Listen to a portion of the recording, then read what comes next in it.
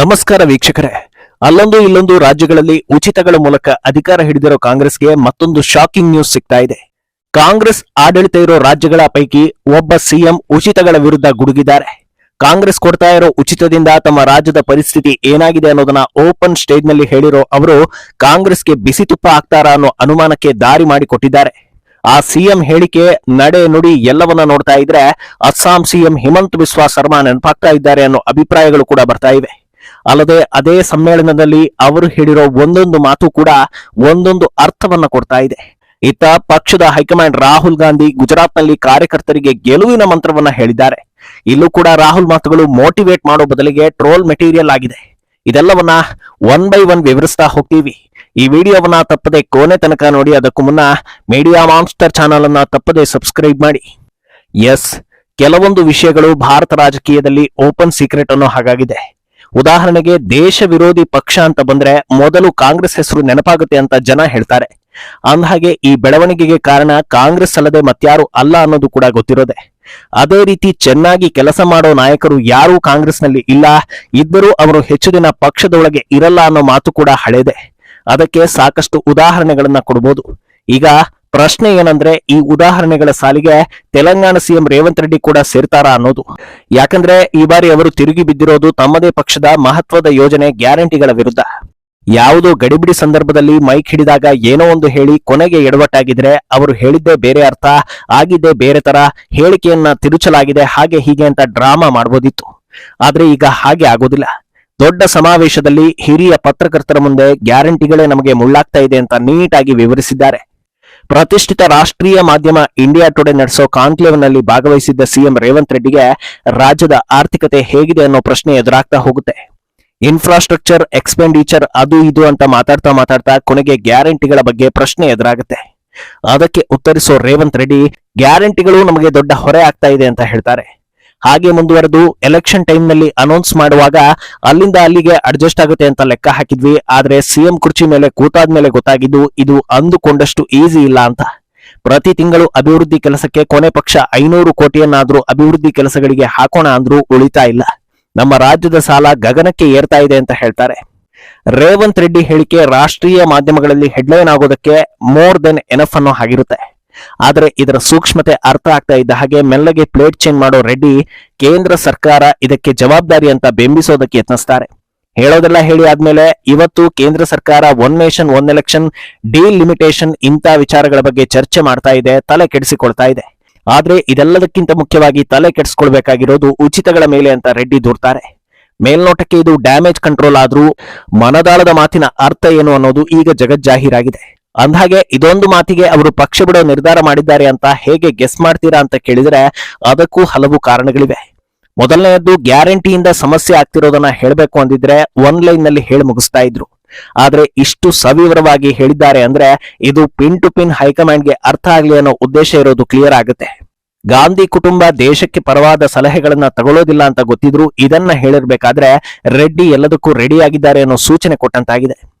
ಇನ್ನು ಇದಿಷ್ಟೇ ಅಲ್ಲದೆ ಇನ್ನೂ ಹಲವು ವಿಚಾರಗಳನ್ನ ರೇವಂತ್ ರೆಡ್ಡಿ ಹೇಳಿರೋದು ಈ ಅನುಮಾನಗಳಿಗೆ ಪುಷ್ಟಿ ಕೊಡ್ತಾ ಇದೆ.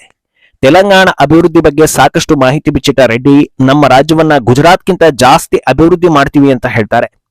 ಅಭಿವೃದ್ಧಿಯಲ್ಲಿ ಗುಜರಾತ್ ಟೆಸ್ಟ್ ಮ್ಯಾಚ್ ಆದ್ರೆ ತೆಲಂಗಾಣ T20 ಸ್ಪೀಡ್ ನಲ್ಲಿ ಮುನ್ನುಗ್ಗಲಿದೆ. ಪ್ರಧಾನಿ ಮೋದಿ ಗುಜರಾತ್ ಸಿಎಂ ಆಗಿದ್ದಾಗ ಹಲವು ರೀತಿಯಲ್ಲಿ ರಾಜ್ಯವನ್ನ ಅಭಿವೃದ್ಧಿ ಮಾಡಿ ಒಂದು ಮೈಲಿಗಲ್ಲನ್ನ ಸೆಟ್ ಮಾಡಿದ್ರು. ಆದ್ರೆ ಅವರು ಪ್ರಧಾನಿಯಾಗಿ ಬಂದ ನಂತರ ಗುಜರಾತ್ಗೆ ಒಂದು ಫೇಸ್ ಇಲ್ಲದಂತಾಗಿದೆ. ಆದ್ರೆ ತೆಲಂಗಾಣ ಅದನ್ನೂ ಮೀರಿ ಬೆಳೆಯಲಿದೆ ಅಂತ ಹೇಳಿದ್ದಾರೆ. ಅಂದಹಾಗೆ ಇಲ್ಲೂ ಕೂಡ ಮೋದಿಯನ್ನ ಮೀರಿಸ್ತೀವಿ ಅಂತ ಹೇಳಿರೋದು ಮೇಲ್ನೋಟಕ್ಕೆ ಕಾಣಿಸಬಹುದು.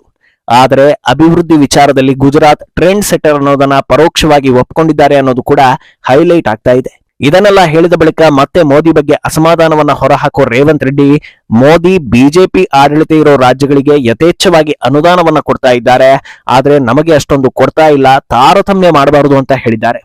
ಆದ್ರೆ ಇದರ ಜೊತೆಗೆ ಮೋದಿ ಸರ್ಕಾರ ಅಭಿವೃದ್ಧಿ ವಿಚಾರದಲ್ಲಿ ಸುಳ್ಳು ಹೇಳಿಲ್ಲ ಅಂತ ರೆಡ್ಡಿ ಹೇಳಿರೋದು ಕೂಡ ಹೈಲೈಟ್ ಆಗ್ತಾ ಇದೆ. ಕಾಂಗ್ರೆಸ್ನಲ್ಲಿ ಖರ್ಗೆಯಿಂದ ಹಿಡಿದು ರಾಹುಲ್ ತನಕ ಎಲ್ಲರೂ ಮೋದಿ ಸುಳ್ಳು ಹೇಳ್ತಾರೆ ಅಂತ ಆರೋಪಿಸಿಕೊಂಡು ಬಂದವ್ರೆ. ಆದ್ರೆ ರೆಡ್ಡಿ ಅದನ್ನ ಬಿಲ್ಕುಲ್ ತಳ್ಳಿ ಹಾಕಿದ್ದು ಕೈಪಾಳ್ಯದ ಆತಂಕವನ್ನ ಹೆಚ್ಚಿಸ್ತಾ ಇದೆ. ಅಂದಹಾಗೆ ತಮ್ಮ ಮಾತಿನಲ್ಲಿ ಎಲ್ಲವನ್ನೂ ಬ್ಯಾಲೆನ್ಸ್ ಮಾಡ್ತಾ ಇರೋ ರೆಡ್ಡಿ ಕಾಂಗ್ರೆಸ್ ಬಿಡೋ ಸಾಧ್ಯತೆ ಇದೆ ಅನ್ನೋದಕ್ಕೆ ಇನ್ನೊಂದು ಪ್ರಮುಖ ಕಾರಣ ತೆಲಂಗಾಣ ಕಾಂಗ್ರೆಸ್ನಲ್ಲಿ ಎಲ್ಲವೂ ಸರಿ ಇಲ್ಲ ಅನ್ನೋದು. ಹಲವು ಪಕ್ಷಗಳನ್ನ ನೋಡಿ ಬಂದಿರೋ ರೇವಂತ್ ರೆಡ್ಡಿ ಸಿಎಂ ಆಗಿರೋದು ಪಕ್ಷದ ಒಳಗೆ ಹಲವರಿಗೆ ಹಿಡಿಸಿಲ್ಲ. ಮೂಲ, ವಲಸಿಗ, ಸೀನಿಯರ್, ಜೂನಿಯರ್ ಇಂಥ ನಾನಾ ರೀತಿಯ ಸಮಸ್ಯೆಗಳು ತೆಲಂಗಾಣ ಕಾಂಗ್ರೆಸ್ ಒಳಗೆ ಹುದುಗಿದೆ. ಆಗಾಗ ಇದು ಸ್ಫೋಟ ಆಗಿ ಆಚೆ ಬರ್ತಾ ಇರುತ್ತೆ. ಆದ್ರೆ ರೇವಂತ್ ರೆಡ್ಡಿ ಬಳಗದಲ್ಲಿ ಹೆಚ್ಚಿನ ಶಾಸಕರು ಗುರುತಿಸಿಕೊಂಡಿರೋದ್ರಿಂದ ಅವರು ಪಕ್ಷ ತೊರೆದ್ರೆ ದೊಡ್ಡ ಟೀಮ್ ಜೊತೆ ಆಚೆ ಹೋಗ್ಬೋದು ಅನ್ನೋದು ಕೂಡ ಹೈಕಮಾಂಡ್ಗೆ ಗೊತ್ತಿದೆ. ಆದ್ರಿಂದ ರೆಡ್ಡಿ ವಿಚಾರದಲ್ಲಿ ಗಾಂಧಿ ಫ್ಯಾಮಿಲಿ ಕೂಡ ಸ್ವಲ್ಪ ಹುಷಾರಾಗಿದೆ. ಇನ್ನು ಇದೆಲ್ಲದಕ್ಕಿಂತ ಅಚ್ಚರಿ ವಿಚಾರ ಅಂದ್ರೆ ಗುಜರಾತ್ನಲ್ಲಿ ಕಾಂಗ್ರೆಸ್ ಬಲಪಡಿಸೋ ಸಲುವಾಗಿ ಕಾರ್ಯಕರ್ತರನ್ನ ಹುರಿದುಂಬಿಸೋದಕ್ಕೆ ರಾಹುಲ್ ಗಾಂಧಿಯನ್ನ ಕರೆಸಿರ್ತಾರೆ. ಗೆಲುವಿನ ಮಂತ್ರ ಅನ್ನೋ ಥೀಮ್ ಇಟ್ಕೊಂಡು ಕಾರ್ಯಕ್ರಮವನ್ನ ಮಾಡ್ತಾರೆ. ಆದ್ರೆ ಅಲ್ಲಿ ರಾಹುಲ್ ಗಾಂಧಿ ಆಡಿದ ಒಂದೊಂದು ಮಾತುಗಳು ಒಂದೊಂದು ಟ್ರೋಲ್ ಪೇಜ್ಗೆ ಆಹಾರ ಆಗ್ತಾ ಇದೆ. ಕಾರ್ಯಕರ್ತರನ್ನ ಹುರಿದುಂಬಿಸಿ ಪ್ರೋತ್ಸಾಹಿಸೋದನ್ನ ಬಿಟ್ಟು ರಾಹುಲ್ ಕಾಂಗ್ರೆಸ್ ಟೀಮ್ನಲ್ಲಿ ಸಾಕಷ್ಟು ಜನರು ಬಿಜೆಪಿಗೆ ಕೆಲಸ ಮಾಡ್ತಾ ಇದ್ದೀರಿ ಅಂತ ಆರೋಪಿಸ್ತಾರೆ. ಅಲ್ಲಿ ಕೂತಿದ್ದವರನ್ನೇ ಉದ್ದೇಶಿಸಿ ಮಾತನಾಡೋ ರಾಹುಲ್, ನನಗೆ ಗೊತ್ತಿದೆ, ಇಲ್ಲಿ ಇರೋರಲ್ಲೇ ಸಾಕಷ್ಟು ಜನರು ಬಿಜೆಪಿಗೆ ಕೆಲಸ ಮಾಡ್ತಾ ಇದ್ದೀರಾ.